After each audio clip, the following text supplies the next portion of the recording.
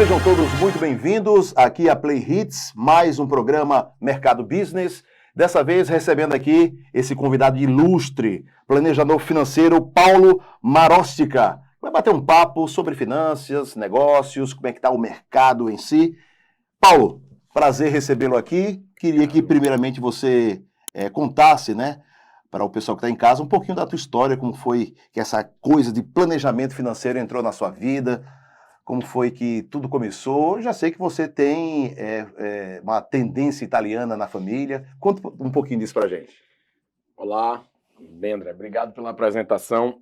Na verdade, eu voltei para o Brasil em definitivo, vai fazer 10 anos agora, no segundo semestre agora de 2023, né? Depois de uma experiência no Sudeste e depois no exterior, eu sempre tive essa visão e tive a oportunidade de fazer intercâmbio, estudar e até trabalhar em mais de um país. Isso abre a cabeça, nos deixa muito perplexos quando a gente olha assim, o Brasil é tão difícil assim, mas ao mesmo tempo também nos mostra o tanto de oportunidades que a gente tem por aqui. Planejamento financeiro, eu fui funcionário de banco, nunca tive uma atividade comercial, ou seja, nunca fui de agência, sempre fui mais na área de planejamento, mas eu sempre percebi a necessidade que tinha do outro lado do balcão. Então, você tinha as instituições financeiras operando num modelo quase que semelhante entre todas elas. Você tinha aqui os correntistas, os consumidores, e tinha um hiato, um buraco muito grande entre o que essas instituições entregam e o que os consumidores efetivamente precisavam.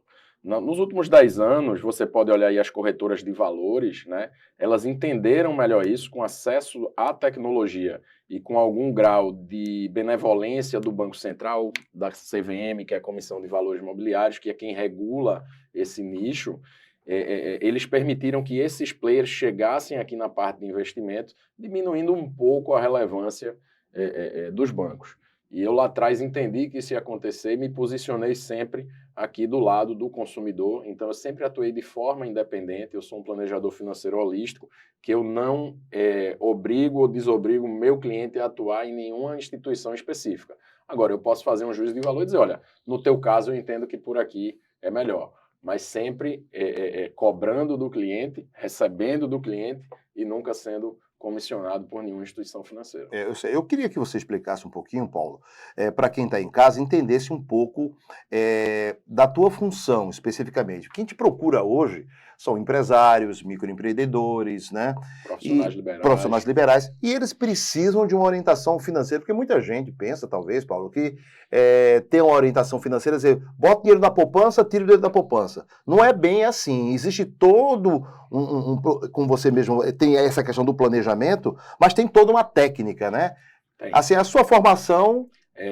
em ciências contábeis, que é um dos cursos básicos, assim, administração, economia, ciências contábeis, Sim. Essa área de negócios, normalmente te dá uma base, você sai um pouco mais à frente, mas assim, eu conheço excelentes planejadores financeiros que são advogados, que são psicólogos, né, e aí estudam um pouco o produto e conseguem aplicar as técnicas, ou vão atrás de uma certificação. Eu, por exemplo, sou um certificado CFP, que em tradução seria um planejador financeiro certificado, né? Então, essa é uma certificação mundial que está presente em, hoje, 27 países, Brasil, Estados Unidos, China, Inglaterra, aqui na América do Sul a gente tem a Colômbia também, e hoje somos 160 mil profissionais no mundo. No Brasil devemos estar chegando aí a uma base de 6 mil, mas a maioria desses profissionais estão em instituições financeiras, né? Alguns poucos atuam de forma independente. Acho que o grande resumo, assim, acho que a maioria das pessoas na família vai resgatar assim, meu avô era um cara que se aposentou muito bem, né? Então, assim, existia um conceito antigamente de que a previdência social, uma previdência privada, uma previdência que a empresa patrocinava o funcionário, era algo muito bom, e era. Só que a realidade é que o mundo mudou, tanto os governos quanto os fundos de pensão privados e aqueles mistos, eles não têm mais essa condição, e não é por maldade, é porque no pós-guerra a gente tinha um mundo que crescia absurdamente, tinha uma Europa inteira para reconstruir, que foi destruída pela guerra, e isso gerava crescimento.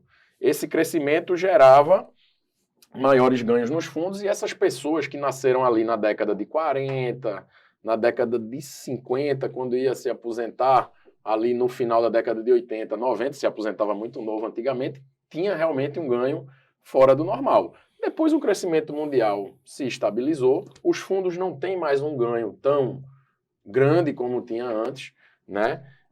As pessoas passaram a viver mais, teve o aumento da longevidade. Então, por exemplo, para pagar todo mundo, durante tanto tempo, tem que pagar menos.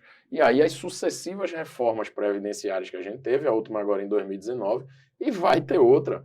Muito provavelmente, eu acho que eu estou com 39 anos, até eu me aposentar deve ter pelo menos mais umas duas, né? Então aí a importância maior de você estar se cuidando, estar se atualizando, porque assim, você até pode se aposentar, mas dificilmente a aposentadoria vai manter o teu padrão de vida. Aí a gente volta para o começo e diz, espera aí, o que é que eu estou fazendo por mim hoje? O que é que eu estou fazendo por mim agora para no dia que eu aposentar com uma aposentadoria que eu sei que não vai pagar o meu padrão de vida, como é que eu complemento essa renda? Esse é o grande dilema hoje do planejamento financeiro para as pessoas de classe mais baixa e de classe média. Obviamente tem gente que já nasce com a vida resolvida, é só não errar muito, mas o patrimônio, até por herança, ou de repente por mérito próprio, vender uma empresa num preço muito bom, mas ainda assim ele precisa tomar alguns cuidados, né? O mercado financeiro ele tem cada vez mais aberto um leque gigante de produtos, né? E eu brinco mesmo, mas tem hora que eu, que sou da área, não consigo acompanhar, imagina para uma pessoa que não é da área. Então você tem que estar ciente ali, o gerente ou alguém ligou, oferecer um produto, calma, esse cara tem algum interesse em ganhar alguma comissão. Sem demonizar nenhuma profissão. Todo mundo tem boleto para pagar. É normal. Mas é assim, eu não vou passar na frente do barbeiro e ele dizer que a barba tá boa. Eu não vou passar na frente do corretor de imóveis e ele dizer que esse imóvel não é quente. Né? Então, assim, qual é o interesse daquela pessoa, como essa pessoa é remunerada e por que ele está me oferecendo isso? Sim. Então, eu escolhi a parte da independência porque eu acredito que eu consigo realmente oferecer aquilo que eu acredito, independentemente do que eu possa estar ganhando. Nessa questão da aposentadoria, Paulo, tradicionalmente os bancos oferecem aquelas privadas. Existem outros caminhos? Quais são os caminhos? Assim, a gente sabe os tradicionais, como você trabalha na empresa, recolhe o FGTS, aquela coisa toda. Ou as pessoas procurarem seus bancos privados e fazerem esses investimentos. E tem uma outra... Quais são os leques de aposentadoria que a pessoa pode fazer? Tem diversos, tá? Por exemplo? Por exemplo, imóveis para renda, aluguel. Na verdade, o que você quer comprar são rendas futuras, tá? Então, assim, eu quero comprar alguma coisa hoje que daqui a 20 anos me pague um fluxo de caixa mensal, né? Muita gente gosta de fazer isso com imóvel. Aí vamos lembrar, tem algo que seja perfeito? Não. Imóvel, se eu tiver um inquilino ruim, não vai pagar, pode danificar o imóvel. Aí eu tenho que pagar um advogado para tirar o cara de dentro, vai na justiça, tem custo judicial. Aí o cara deixou o imóvel mais bagunçado, gasta com reforma, aí o imóvel está vazio, tem IPTU, tem condomínio. Mas é imóvel, é seguro, está lá, ninguém vai tomar, ele não vai desaparecer, a menos que tenha um dano estrutural, que é muito raro, mas está lá. Então tem uma segurança. Você tem as previdências, como você disse. Particularmente eu gosto das previdências numa visão, no produto PGBL. Por quê? Porque para quem é funcionário que tem carteira assinada ou que é servidor público, ele tem uma retenção na fonte de imposto de renda grande. E o PGBL ele ajuda a amenizar isso. O que é PGBL? Programa Gerador de Benefício Livre. É uma siglazinha, uma sopa de letrinha, mas é uma previdência privada. Botando em pratos limpos, é uma previdência privada. Então eu gosto pelo efeito da redução do imposto que você paga. Mas assim, é um produto também que ele não deve ser enxergado como a tábua da salvação. Ele é um produto complementar. Então assim, eu quero fazer só isso. De repente, o segredo é diversificar, né? E algo também que é muito bacana é o próprio programa do governo federal chamado Tesouro Direto, né? Até o ano de 2002, você só conseguia comprar dívida do governo, financiar o governo federal através de instituição financeira. Então ela recebia do governo 10 e te repassava 8. Em 2003, com tecnologia, o Tesouro Nacional criou um programa chamado Tesouro Direto, que hoje qualquer cidadão com a conta numa corretora, a partir de R$ 35,00, financia o Brasil e ganha juros direto na sua conta do Brasil. E aí tem vários tipos de títulos. Então, por exemplo, se você é um cara de 40 anos hoje e você pretende se aposentar daqui a uns 15 anos, você pode comprar algum título com vencimento lá entre 2035 e 2040, né? E mais recentemente, em janeiro, finalzinho de dezembro, mas começo de janeiro, o Tesouro Nacional lançou uma nova linha de títulos que chama Tesouro Renda, que tem um belo de um simulador na própria página, né, do Tesouro. Se for qualquer mecanismo de busca, colocar Tesouro Direto Simulação, você encontra lá, coloca o valor que você quer ter, e ele diz, olha, para ter tanto de renda daqui a tantos anos, você precisa aportar tanto de início e tanto no mês a mês, né? E aí esse Tesouro Renda, ele é interessante. Então, vamos lá, um cara de 40 anos hoje que quer trabalhar até os 60, ele compra um Tesouro Renda que vai até 2040, e em 2040 ele passa 20 anos recebendo um fluxo de caixa mensal corrigido pela inflação. Esse Tesouro né? Renda é o quê? Assim, a gente chama de título porque antigamente era um papel. Você ia lá no banco, no credor, comprava realmente, comprava um papel. um E aí papel. esse papel, ele tinha uns cuponzinhos o que a gente chama de cupom hoje, que ele paga cupom mensal, paga cupom semestral. É que você destacava aquele cupom, levava na instituição financeira no dia lá, dia 5, e o cara te dava lá R$100, que era o cupom. Sim. Hoje isso tudo é informatizado, é tudo em base de dados. Então, eu vou fazer essa compra, isso fica custodiado. Na verdade é um número, né? É ilustrativo. É um bit and byte ali. Então, isso fica registrado lá, você tem acesso. Ah, Paulo, mas e se a corretora quebrar? Cara, você não emprestou dinheiro à corretora, não emprestou dinheiro ao privado, você emprestou dinheiro ao Brasil, certo? Se essa corretora fechar, você pega e troca a custódia dessa corretora para outra. Então, assim, tem um grau de segurança razoável, por quê?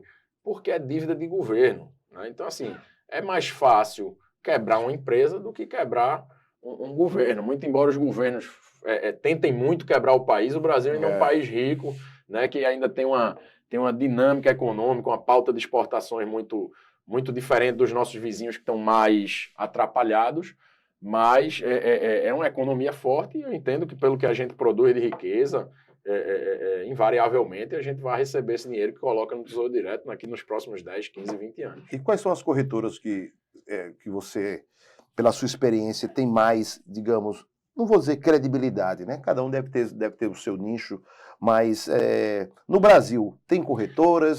São todas de fora? Não, tem vários grupos nacionais que operam assim. Corretora por si só, pela legislação, ela não pode emprestar dinheiro. Então ela já é assim, na configuração original dela, ela já é mais segura que banco. Corretora, ela serve exclusivamente para fazer investimentos. A corretora é... Vou dar um exemplo, BTG, XP, Rico, Guide, a Clear, né? Então, assim, tem diversas... Tem um tourinho assim, NXT, sei lá. Tem uma... Acho que a Toro existe.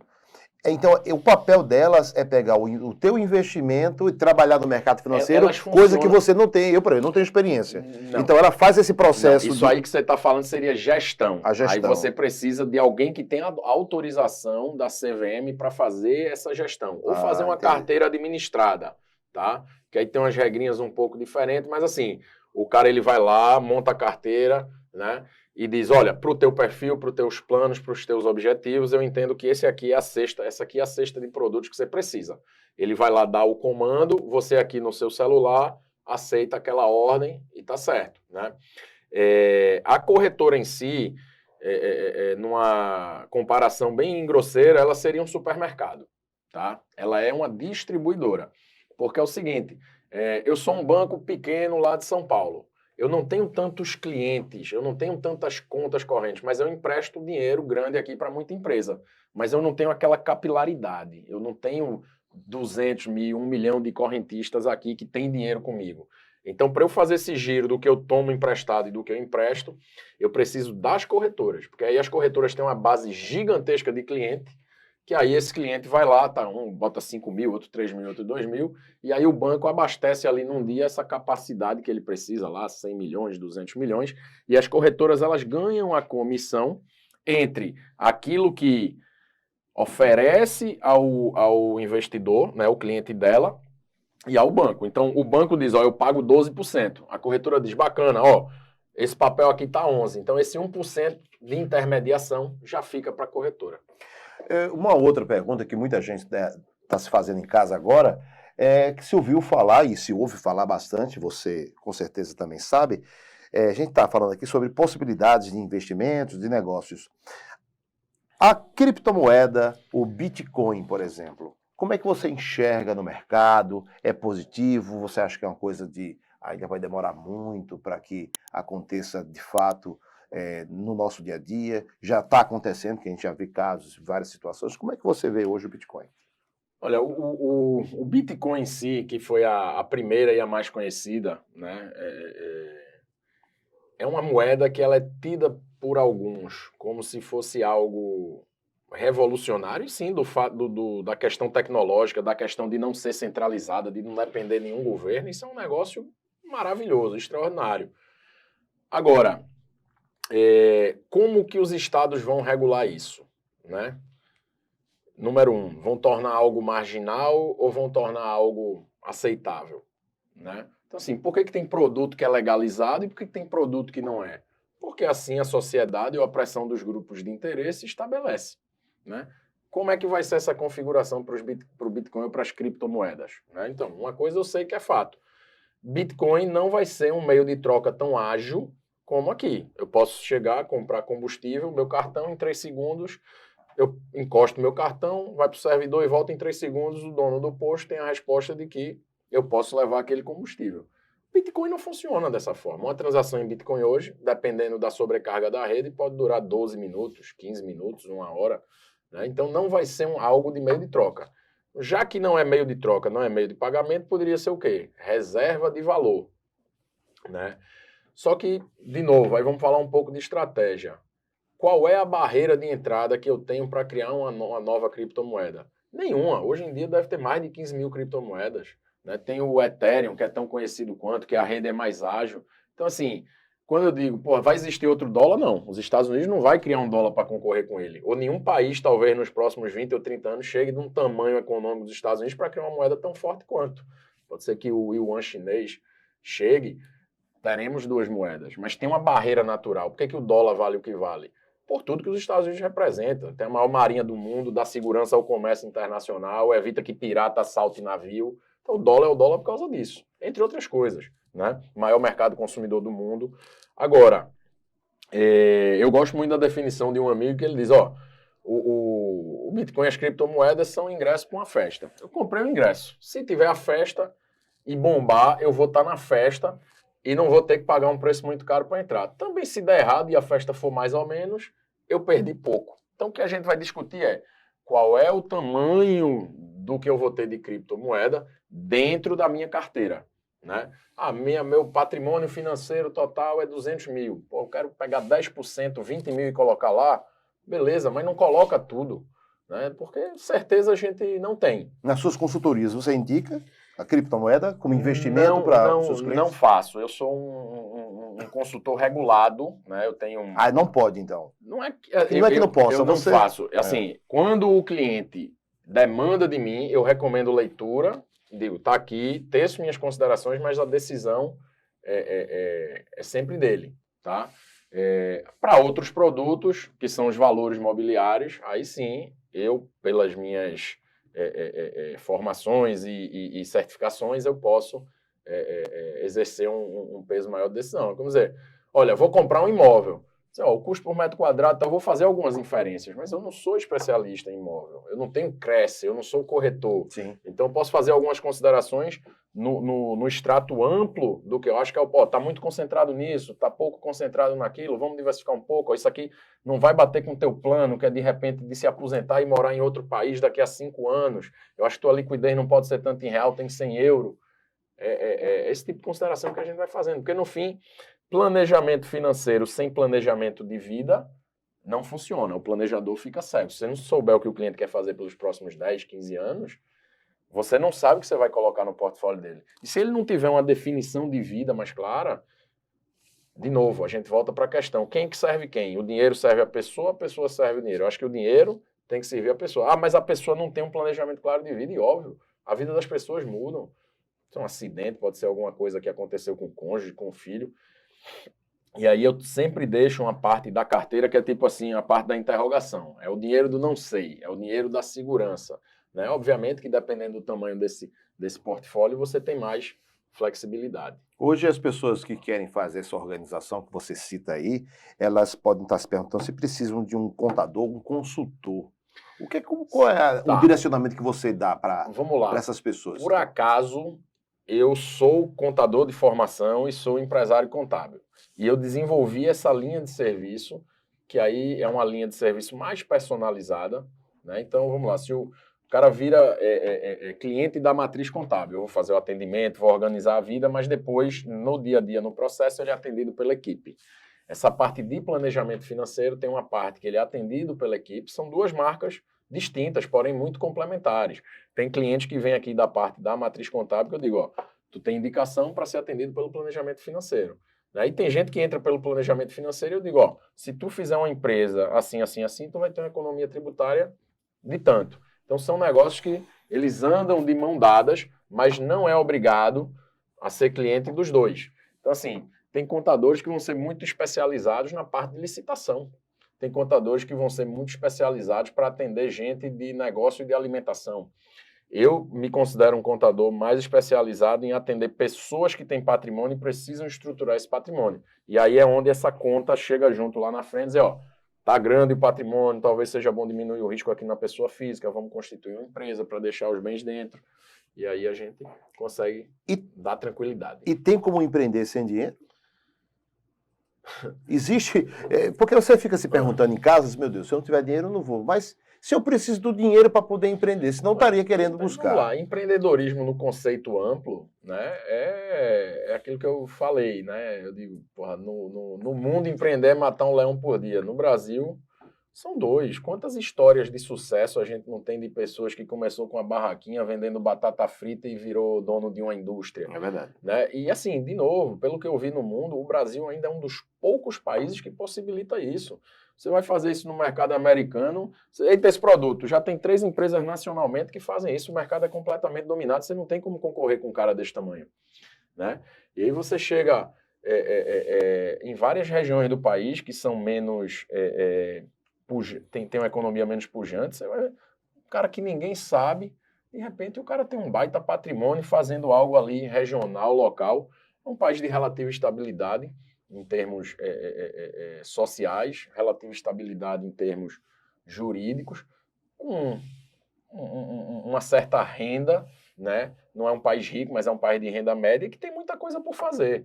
Então, dá para começar um empreendimento sem dinheiro? Absolutamente. Alguns deles, outros são investimentos, são empreendimentos de capital intensivo.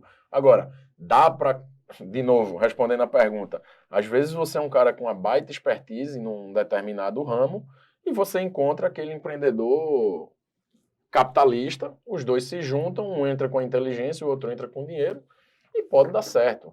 Então, assim, não todos os empreendimentos você pode fazer sem dinheiro, mas, às vezes, uma boa ideia encontra aquele cara que tenha o dinheiro. Recife tem um ecossistema bacana para isso, tudo bem que ainda é muito centrado na parte de startup, que aí todo mundo quer escala, todo mundo quer algo que, eu vou começar pequeno e daqui a um ano eu tenho tantos clientes e fature tanto, né? Todo mundo olha escala, o capital ele vai olhar escala. Mas, você vê aí no ramo de alimentação, quantas pessoas começaram ali cozinhando em casa, 1, 2, 3 bolos por dia, hoje fornece catering aí, alimento para festa, para evento. Dá. A gente vê, né, na pandemia teve muitas essas marmitas, né, essas quentinhas, delivery. Então, assim, um mercado gigante que temos para explorar. Trabalhar. Tem que gostar de trabalhar. Nada funciona. E qual seria o nicho que você, pela sua experiência, você percebe que as pessoas que procuram você ou que você está mais antenado no mercado costumam ir? Eu trabalho muito com empresas que prestam serviço. Então, né? O mercado de serviços ainda é bem atrativo. Eu brinco o seguinte, quando você olha o PIB do Brasil em 2010, ele cresceu 7,5%. Na verdade, não foi um crescimento real, foi uma mudança que o IBGE fez na fórmula de cálculo.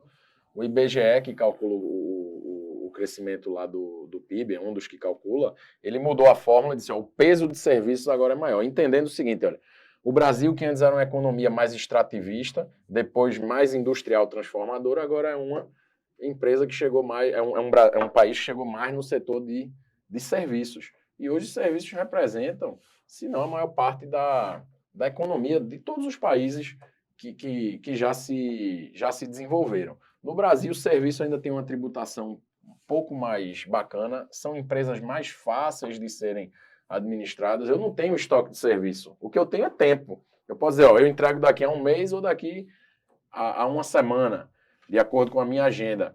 Mas estoque, você tem que se relacionar com quem vende, tem que pagar o imposto na hora que entra, tem que se relacionar com quem compra, fazer política de como o cara vai parcelar essa compra, tem que ver se o caixa dá para comprar à vista e vender a prazo, tem o cartão de crédito que cobra um percentual, tem o imposto na hora que vende. Então, assim, a complexidade do negócio chamado comércio é infinitamente maior do que do negócio chamado serviço.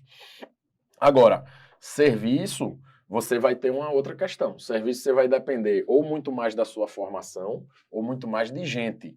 E gente no Brasil, pela qualidade média do nosso ensino em geral, é um bem cada vez mais escasso. Então, assim, no Brasil, tudo é difícil vezes dois. Você estava falando dessa questão de vendas, eu estava lembrando aqui da modalidade de dropshipping, né, que é você vender sem estoque. Né? É um modelo de negócio que tem aí no mercado, a gente vê que tem bastante destaque pela facilidade nessa questão digital, basta você ter uma loja digital, basicamente, ter os fornecedores daquela loja, que já tem, né, como se fosse o Mercado Livre, Sim, eu creio, né?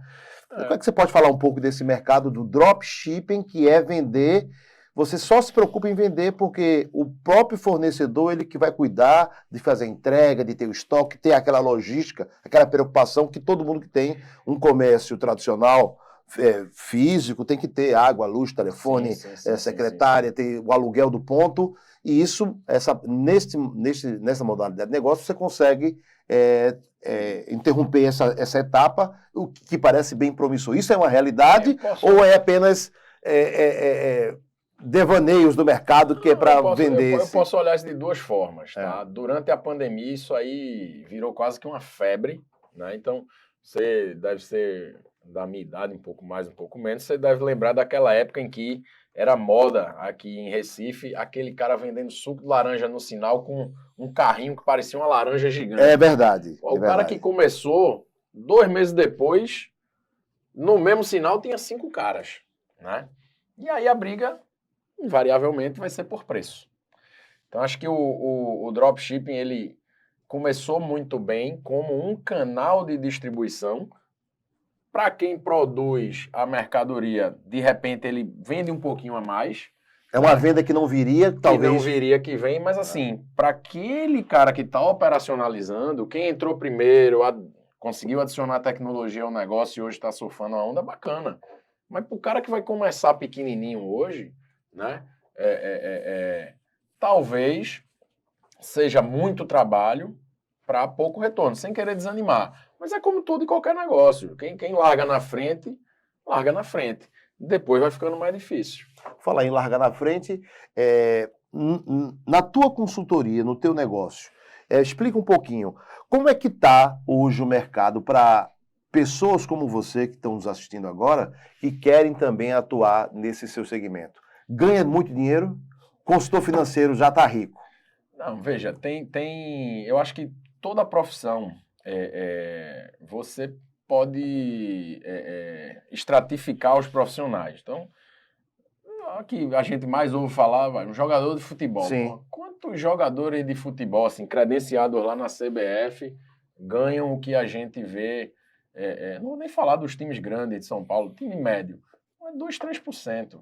Né? Então, assim, qualquer profissão, advogado, contador, planejador financeiro, médico, né? Tem médico que está feliz lá com seu vínculo, de repente, numa prefeitura, no governo do estado, trabalha 30 horas por semana, ganha ali 7, 8, 10 salários mínimos, está feliz e está tudo certo. Tem aquele cara que já é médico, mas ele quer ser dono da clínica, porque depois a clínica vira um hospital. Então, também está tudo certo, né? Eu tenho hoje a sorte de ter ao meu lado pessoas muito competentes e comprometidas que me permitem que a empresa ande razoavelmente com pouca intervenção minha, e aí eu consigo tocar essa parte também de planejamento financeiro. Hoje o que se fala, né, e aí não tem nenhuma literatura sobre isso, mas assim, o pessoal que vende software de apoio a planejador financeiro, que faz o planejamento, diz que em um ano você chegaria aí numa renda de 6 salários mínimos, né? É muito acima da média nacional. Mas aí é aquilo que eu digo sempre, pô, tem advogado que senta para atender o banqueiro, dono do Itaú, para ter uma conversa de bilhão, e o cara tem estofo, tem preparo para isso. E tem advogado que senta para soltar o cara que roubou 2 galinhas ontem de noite. E vai receber quanto por isso? Né? Então, assim, sem julgar ou sem fazer juízo de valor sobre o que... Todos são importantes, mas eu acho que está tudo muito ligado ao público que você vai atender no final. Porque é isso que determina o ticket. Um prato feito de R$ 15 é um prato feito de R$ 15. Tem prato feito de R$ 350. Qual é o público? Quem você está atendendo? Os dois vão matar a fome do mesmo jeito. Você percebeu que ele não quis dizer quanto é que ganha por mês, né? Quanto é que tira. Não precisa ser você, Paulo, mas o mercado hoje, para quem atua nesse nicho, eu sei que é muito, depende muito de tudo isso, mas para quem quer atuar, quem quer entrar no mercado de trabalho, quem quer executar as funções que você também já faz nessa área de planejamento financeiro, quem está se formando agora, a pessoa precisa ter um ponto de referência. Se eu soubesse que era para ganhar isso, eu não tinha nem me dedicado a estudar para ganhar isso. Não, vale a pena. Se eu soubesse, o que é que você pode dar de norte para quem está vendo a gente em casa agora e que quer também atuar nesse mesmo segmento? Compensa? Não compensa? Financeiramente, quanto é que o mercado de trabalho paga, em média, para um planejador financeiro? Vamos lá. Acho que o cara... Não é você, não. Você não é mais planejador financeiro. O cara se formou agora, né? Nunca deu um dia de expediente a ninguém. Não sabe ligar o computador, mais ou menos, sabe usar os softwares. Cara, você não tem que estar preocupado com quanto o mercado paga. Você tem que estar preocupado em ir atrás de uma experiência que alguém te dê. Sim. Porque nos 3, 4 primeiros meses você é um custo para aquela empresa. Você está sendo pago para aprender. Acho que começa daí. Acho que a humildade das pessoas tem que ser daí. Tá? Então, cheguei, não sei de nada, vou entrar numa empresa como estagiário, sou universitário. Rapaz, os 3 primeiros meses eu vou estar sendo ensinado por pessoas que já sabem, eu vou ter um computador à minha disposição, o ar-condicionado está geladinho, eu posso tomar 2 litros de café, ninguém vai me cobrar nada, eu vou usar o banheiro, está limpo, estou com vale transporte, tenho um auxílio alimentação. Mestre, aprende. Quanto você vai ganhar depois, depende muito mais de você do que mercado. Obviamente, estatisticamente, tem profissões que remuneram melhor. Né? Um médico, você é médico, bacana, é a formação mais difícil que tem. Se o cara for fazer uma residência, é uma formação aí de 8, 9, 10 anos em algumas especialidades, 11 em algumas especialidades, num país que é carente de saúde e que tem 2 serviços de saúde. Eu tenho o SUS que injeta centenas de bilhão, talvez 3 centenas de bilhões, 300, 400 bilhões é o orçamento do SUS, e eu tenho uma cadeia de plano de saúde privado e tenho particular, e é algo que as pessoas não podem economizar, porque compromete a vida. Então, é um mercado que está dado. Na média, os médicos são melhores remunerados do que qualquer outra profissão. Tá? Na média, Brasil, é isso. Né? Agora, de novo, tem aquele cara que se especializou e só ele sabe disso, vai ganhar muito mais. Então, acho que, o que é que eu posso dizer hoje? É um mercado que, para o iniciante, ele não deve ter grandes expectativas. Agora, a coisa é exponencial. Ele pode ter um grande crescimento. Se ele for um cara que se dedique, que saiba, e de repente cai na rede dele um cliente com patrimônio relevante, ou ele ganha comissionamento, ou ele ganha um valor fixo, cobrado um percentual em cima do patrimônio desse cliente, ele pode estar muito bem, obrigado. Agora, é do dia para a noite? É uma construção, aí é persistência, né? É conhecimento.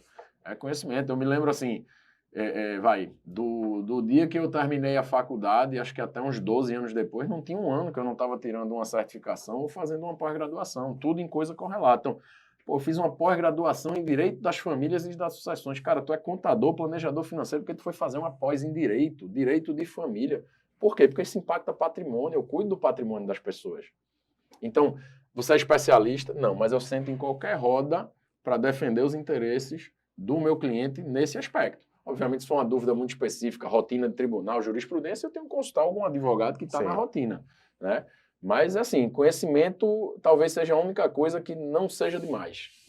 E numa média de uma pessoa que já atinge esse patamar, paga-se quanto o mercado? Eu sei que é muito variável. Eu nem sou o exemplo disso, porque, como eu te digo, minha agenda ela é bastante dividida entre a empresa contábil e isso aqui. Agora, tem gente aqui, dono de escritório, representante de corretora, que eu não tenho dúvida que está tirando aí mais de 100 mil reais por mês. Agora, o cara tem uma estrutura abaixo dele, dentro da loja que ele cuida, tem 1 bilhão e meio sob custódia, né?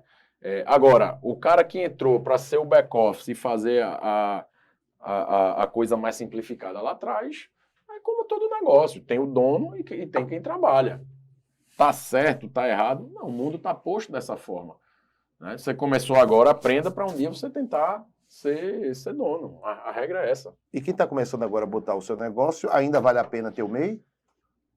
O MEI não comporta esse tipo de atividade. Tá? Não vai comportar, não existe MEI para esse tipo de atividade. E assim, hoje o mercado está mais restritivo. Você não vai conseguir abrir um escritório de corretora aqui se você não tiver pelo menos já alguns clientes que dê pelo menos ali alguns milhões. Porque o MEI parece que tem um teto de 6 mil. Não, vamos separar as coisas. O MEI a gente fala de faturamento de 81 mil por ano, que deve dar 6.700, 6.600 por mês. Isso é faturamento. Sim. Tá? O que eu estou falando é que, voltando lá para a tua pergunta inicial, o que um cara que está no ramo aqui de agente autônomo de investimentos, que não é meu caso, ou de consultoria de investimentos, ganha? Depende de quanto ele tem, quantos clientes ele tem e quanto dinheiro esses clientes têm lá e qual é o modelo de cobrança dele, né? E você percebe que nesse teu mercado de trabalho tem crescido bastante ou vem se ficando estagnado com o tempo? Pelo que você sente? Nunca mais... Porque eu percebo, é uma área que eu atuo que está cada vez mais se acabando. Olha, está se acabando porque a tecnologia chegou e com algumas ferramentas a pessoa que me procurava no meu escritório antes para fazer não faz mais ou não. Não, está cada vez mais porque... Explica um pouquinho isso. Eu posso separar a pergunta assim, na parte contábil, matriz contábil, Paulo contador, a gente tem cada vez mais automações, tá? Mas é muito improvável hoje um empresário ter uma empresa e não ter um contador. O contador hoje ele faz no mínimo 3 obrigações. A parte da folha de pagamentos, né? Não sei que você seja uma empresa de um porte razoável para ter um departamento pessoal interno. Ele vai fazer o cálculo dos tributos aí com um grau de responsabilidade. Tem empresa que internaliza, mas é a parte de determinado porte. E vai fazer também a própria escrituração contábil, que é o que vai gerar ali o balancete, a DRE, o balanço, outras demonstrações que o governo exige.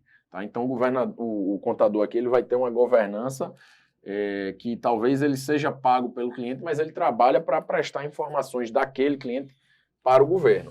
Tá? Eu acho difícil essa profissão desaparecer. Inclusive, tem um gap grande de gente na área fiscal, né? Parece que a turma tem medo, assim, de, eu quero ser um cara bom de tributo, eu quero ser um cara bom de impostos. Quem aprender a mexer com isso, eu não tenho dúvida que, assim, vai ter emprego, tá? Na parte aqui de planejamento financeiro e investimentos, você tem um grande vetor aí, que é esse vetor que eu falei da quebra dos modelos antigos de previdência. Então, cada um vai ter que fazer sua parte. Aí vai ter muito espaço para o planejador financeiro. Já tem diversas iniciativas de inteligência artificial, de software pré-moldado. Assim, pelo menos da minha geração, dos clientes que eu atendo, ninguém tem paciência para estar preenchendo lá 20 questionários com letrinha para um negócio pré-determinado, dizer o que você tem que fazer com o seu dinheiro, né? Os meus clientes, pelo menos, eu acompanho, por isso que eu tenho poucos. A gente está conversando, se aparecer uma oportunidade num terreno, vou comprar, eu digo, dá tanto de entrada, deixa eu ver se a taxa de juros é essa, faço a conferência, eu digo, a partir de agora a gente vai separar o patrimônio assim para você poder pagar de tal forma, né? Então, é aquilo que eu falei antes. Plano de vida mandando no plano financeiro, né? E, obviamente, o segredo disso é todo mês você tem que ganhar mais do que você gasta. Sem isso, não existe plano financeiro. Exceto, já é um cara de determinada idade, Sim. acumulou, e aí ele está na visão contrária. Ele já está usando o patrimônio. E também está certo. Ele não vai agora decrescer o padrão de vida para deixar um legado, a menos que seja o sonho dele. Mas já pensou, qual é o filho que ficaria feliz em dizer, não, meu pai está sem plano de saúde, está se matando para sobrar para mim 2 tostões a mais. Também não faz sentido, né?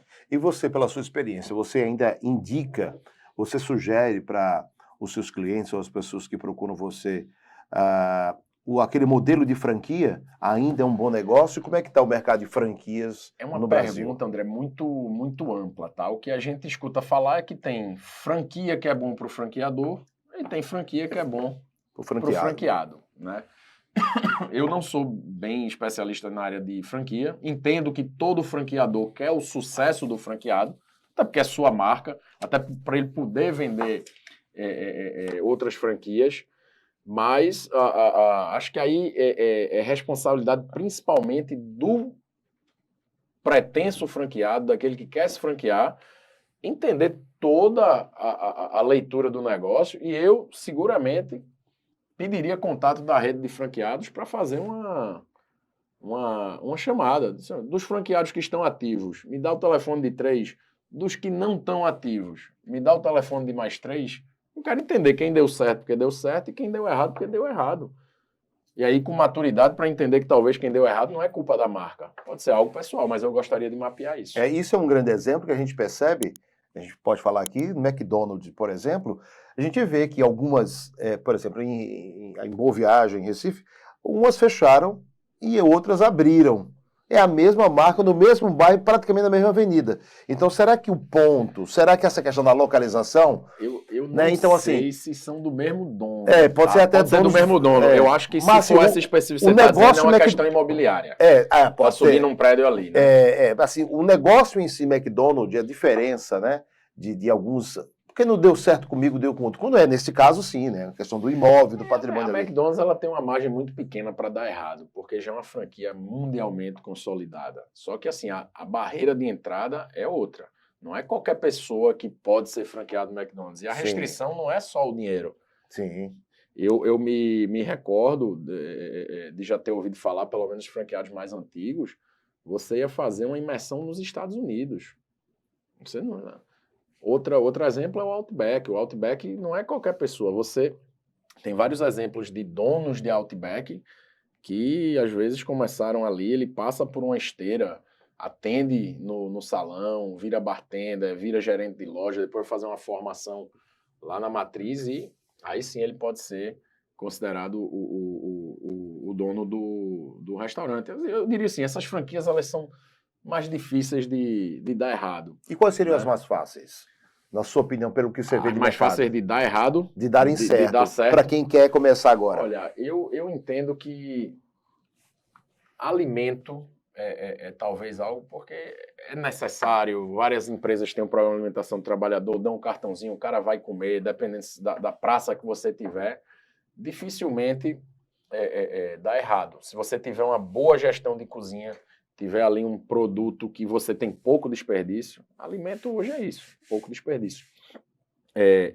Dá menos errado do que você, de repente, trazer uma marca de calçado. Pô, quantas pessoas não têm calçado? Qual a informalidade no ramo de calçado? Quanto calçado talvez entre sem pagar corretamente o imposto e é distribuído aqui de uma forma... Então você está concorrendo com alguém que eventualmente não está tendo a mesma carga que você, num negócio... que às vezes as pessoas adiam o consumo, compra quando precisa. Comida você precisa todo dia, né? E eu queria que você explicasse um pouquinho para quem está em casa como é que funciona, quem quer te achar hoje, Paulo? Você tem um escritório, onde é que funciona teu escritório? E fala um pouquinho da tua estrutura lá. Tá, a gente fica ali no Parnamirim, perto do Clube Alemão, tá? Parnamirim, ele passando a Casa Araújo. Isso, Casa Araújo, aí segue ali pela estrada do Arraial. Em algum momento você entra ali à esquerda, na Ferreira Lopes, que é a rua do Consulado Chinês, e a gente vai estar numa casinha ali perto. Então lá fica o escritório da Matriz Contábil, né? Temos O nome da empresa é Matriz Contábil. Matriz Contábil, né? Então, eu passo os meus dias lá, exceto quando eu estou em viagem ou quando eu estou atendendo algum É só cliente você externamente. tem um sócio? Não. Tenho sócios, sócias, São sócios e sócios. funcionários e estagiários, né? Hoje o time todo deve ter um pouquinho mais de 20 pessoas, né? Tudo departamentalizado, tá? E eu também uso a estrutura lá para fazer os atendimentos desse trabalho, que é um trabalho mais personalizado de planejamento financeiro, planejamento patrimonial para pessoas físicas. Então, grosseiramente, a Matriz Contábil cuida das empresas e eu cuido das pessoas físicas. Tem quanto tempo já a Matriz Contábil? Já está no mercado há quanto tempo? A Matriz fez 25 anos no ano passado. Nossa, A muito gente tempo, tem o então. maior orgulho disso, assim, a empresa completamente sanada, nenhum passivo trabalhista, nenhum passivo tributário. É de família? Meu pai fundou na década de 90, lá em entendi. 97, passou o bastão para a gente ali mais ou menos em Quem é seu 2017. Meu pai é Arlindo Marosca, contador, advogado e hoje é agricultor lá no interior do Rio Grande do Sul. Meu pai também é Arlindo, né? Aí. Coincidência, Arlindo. Aí. Só que era no ramo de imóveis, né? Ele atuava. E aí, esse período de 25 anos de Matriz Contábil, né? Muitas alegrias, mais alegrias ou mais tristezas no mercado? É duro para vocês que trabalham? A gente tem muita alegria, tá? Tem clientes que estão conosco desde então, né? Então, essa relação de confiança, de parceria. E, às vezes, assim, o que incomoda é muito mais algum desequilíbrio, né? Como a gente trabalha administrando tributos, às vezes algumas arbitrariedades dos poderes constituídos de querer cobrar um tributo onde não existe, de querer cobrar um tributo maior do que deve, né? Então, é uma luta diária de convencimento do cliente que o imposto certo a ser pago é esse, e muitas vezes o fisco não entende e aí dá alguns barulhos, mas assim, na prática a gente é bastante conservador, né? Quando o cliente tem alguma tese muito distinta daquilo que a gente acredita, a gente prefere não dar continuidade. Então estamos vivos, funcionando, com a carteira estável, tem funcionário que está lá há 25 anos, tem gente que está lá há 15 anos. A gente tem um orgulho muito grande dessa marca. Custo da operação hoje da Matriz Contábil? Monetário? Sim. Depende do mês, mas deve dar uma média aí de mais de 120, 130 mil reais. O retorno hoje da Matriz Contábil no mercado? Isso é sigilo. Sigilo. Não Vou entrar em contato com um planejador financeiro para saber. Tá certo. No mercado digital, vocês também estão aí presentes, né? Tem rede social? Como é que está a rede social, na verdade, de captura, porque assim, pode haver uma confusão, é contabilidade digital. Isso uma época estava numa moda danada, porque agora a contabilidade é R$95 por mês, corre, contador desesperado. Gente, calma. Se eu quiser comer um espetinho, eu vou na carroça de espetinho. Se eu quiser comer uma marmita, eu vou na carroça de marmita. Se eu quiser um jantar estruturado num restaurante mais caro, eu vou num restaurante mais caro. O que é que vocês oferecem? Vocês oferecem uma contabilidade para uma empresa de 100 funcionários que o cara te liga dia sim, dia não, que dá problema no posto fiscal para a mercadoria passar. Você cobra quanto? Aí eu cobro 20 vezes mais do que a contabilidade digital. Continue cobrando. A contabilidade digital não vai fazer o que você faz, né? Então, assim, talvez para aquela parte inferior ali dos clientes, eu tenho um cliente que foi para a contabilidade digital e voltou.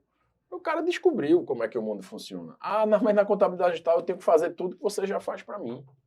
Então, assim, a pessoa procurando hoje a contabilidade digital, ela organiza a situação da empresa. Se ela não tem um fizer limite determinados processos, a contabilidade dela não anda. É diferente de uma contabilidade. Mas vocês dão todo o suporte, né? Zero, o cara chegou do zero. Eu não sei, não tenho nada. Nota fiscal. Zero. Uma pessoa, a gente faz lá o que a gente chama de reunião de onboarding. Cara, é um recém-nascido no mundo do empreendedorismo.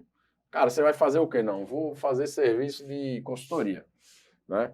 Peguei agora, por exemplo, uma pessoa muito querida que é fotógrafa, né? E precisa emitir nota para os clientes e tal, que faz foto. Nunca fez nada, assim, tinha uma conta em banco, ela só sabia pagar a conta e fazer transferência. Analfabeta financeira.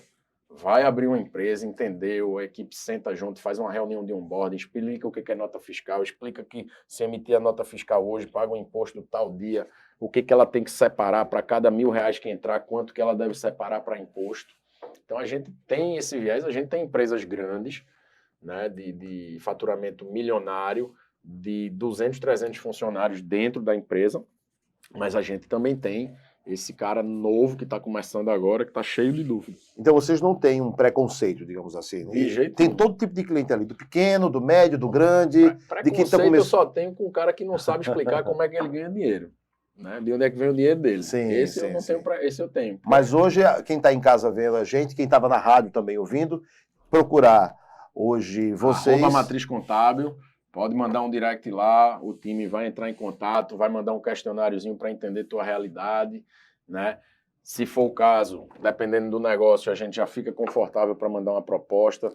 Dependendo do tipo de negócio, a gente vai marcar uma visita. São vários valores, né? Dependendo o valor depende do tamanho do negócio do faturamento, da organização, da quantidade de clientes, da atividade. Então não tem um mínimo, não. Não existe o mínimo. Ó, o cara com uma carrocinha de picolé chega lá para te procurar. Aí ele é meia, ele não precisa. Não, é maneira de dizer só para ilustrar, né, Paulo?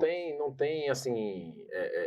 Depende. Tem gente que já tem várias empresas com a gente. Aí o cara, meu filho vai começar agora, ele dá uma instrução. Ó, os 2 primeiros meses eu vou fazer 0,800 até ele ter um faturamento. Depende do caso a caso. Agora, a gente também já sabe que trabalhar de graça não funciona. Sim. Eu queria que você repetisse o arroba de vocês. Paulinho vai colocar aqui, tá? Para quem está em casa. @Matriz Contábil. MATRIZCONTAIL. Contábil, de contabilidade. Tem site? Tem site, tem rede social, tem Facebook. E o telefone? 3267-6250. Fixo, né? Liga lá, pessoal, de 8 às 18. Isso. E se você for no site também, tem um botãozinho para você ser atendido pelo WhatsApp. A gente tem um WhatsApp, inclusive diferencial nosso. O cliente, pelo mesmo WhatsApp, ele é atendido por várias áreas. Então, ele manda lá o bom dia dele, assim, ó, tô com uma dúvida nisso, ou, eita, esqueci de pagar o imposto tal. O próprio atendimento já sabe, ó, se for imposto tal, é com tal setor. Né? Se for sob folha de pagamento, é com tal setor. No seu WhatsApp você resolve tudo. Paulo, eu queria que você fizesse suas considerações finais aqui nesse bate-papo. Foi ótimo recebê-lo aqui.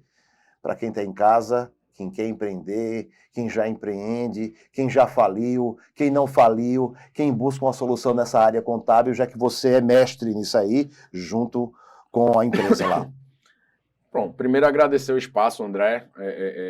Eu gosto muito de fazer essa prestação de serviço. Eu acho que às vezes a maioria dos empreendedores é muito carente de informação, então acho que essa prestação de serviço ela é mandatória, não é algo que a gente aprende na escola. Isso é até uma crítica que eu faço, que ela está lá aprendendo que V igual a V0 mais AT na física para saber se o caminhão vai ultrapassar o ônibus em 2 ou 3 segundos. Aí vai para o mercado, não sabe o que é um juro de um cartão de crédito. Então a gente ainda insiste no viés de estar formando gente para fazer uma prova, ao invés de estar formando gente para a cidadania. E é por isso que a gente tem hoje, talvez, mais de 65 milhões de CPFs com algum grau de restrição de crédito. As pessoas não são ajudadas pelo sistema a entender como é que se relaciona com o mundo do consumo de bens e serviços e do consumo de produtos financeiros. Tá? Então, assim, o Brasil é um país rico, é um país que, se você olhar à sua volta e você for olhar sempre o copo meio cheio, você vai ver exemplo de muita gente que deu certo, tá? É óbvio que aquela maioria barulhenta que não deu certo pode fazer mais barulho e dizer que tudo é muito difícil, mas tudo é muito difícil. Até o dia que você repetiu tantas vezes que ficou fácil. Então, acho que a ordem é essa. Falamos aqui agora há pouco na rádio, curiosidade e disciplina. Se você tiver isso, você vai dar certo em tudo. Seja um bom funcionário, seja um bom estagiário, seja um bom empreendedor, né? E aí é onde entra a questão do fator humano. Obviamente que a gente não vai aqui mascarar o fato de que fulaninho já teve mais... Beleza, mas se fulaninho teve mais sorte, já teve tudo pronto e não for curioso, disciplinado, provavelmente ele vai, em algum momento, ter alguma dificuldade, né? Então, acho que o O grande detalhe é esse, né? Estuda o que você quer fazer, não vai no rompante, acordei com a ideia de botar tal negócio. Cara, dá um tempo, de repente você vai ver a concorrência, de repente você conversa com alguém que já teve aquela experiência. Acho que tudo, na verdade, empreendedorismo é uma página em branco. Quem escreve é você. Agora, você já pode conversar com pessoas que escreveram, estão escrevendo ou tentaram escrever para saber a margem, para saber o tamanho da letra, para saber o que o livro aceita ou não aceita. É importante isso. É bom saber que você, Paulo, também tem esse entendimento da importância da mídia, né? Mostrar para outras pessoas, vocês já têm uma tradição, tem essa vantagem, né? Que é importante, a credibilidade Sim. da empresa de vocês, que eu acho que já se vende por si só, mas no mundo que está sendo, no mundo globalizado, está sendo atualizado, a gente teve várias ligações na rádio, né? Pessoas interessadas que eu vou encaminhar para você, tanto do mercado informal, microempreendedores, Sim. que tem interesse em conhecer Excelente. mais e ter, de fato, uma empresa qualificada, com credibilidade, com um nome no Excelente. mercado, que vai tornar o negócio das pessoas que querem começar, ou que já existe, que estão desorganizadas, né, nessa área contábil e financeira, uma fórmula de sucesso que a gente sabe que, às vezes, só a fachada é bonita, mas por dentro a fruta está podre, né? Está bagunçado, e vocês, com a credibilidade já desse know-how do seu pai, que tem por trás, motivo de grande sucesso. Paulo Marostica, planejador financeiro, conosco aqui, batendo um papo aqui no Mercado Business de hoje, aqui pela Play Hits. A gente se encontra.